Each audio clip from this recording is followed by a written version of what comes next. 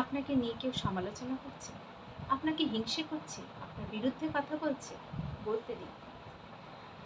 কারণ মনে রাখবেন, মানুষ তখনই হিংসে করে কাউকে যখন তার চেয়ে কেউ ওপরে থাকে। তাই আপনি তার ওপরে আছেন বলেই সে আপনাকে হিংসে করছে, আপনাকে নিয়ে সমালোচনা করছে।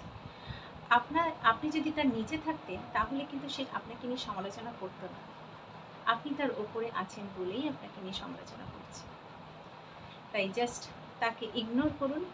আপনার যে এম আছে, আপনি যে স্বপ্ন দেখেছেন, আপনি মনে রাখবেন যে আপনি আপনার স্বপ্নের খুব কাছাকাছি এসে গেছেন।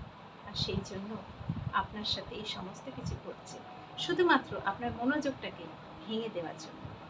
তাই তাদেরকে ইগনোর করুন, সেই সমস্ত মানুষদেরকে, আর নিজের স্বপ্নের দিকে আরও এগিয়ে যান। সামনে আপনার অনেক বড় কাজ। তাই এই সমস্ত লোকদেরকে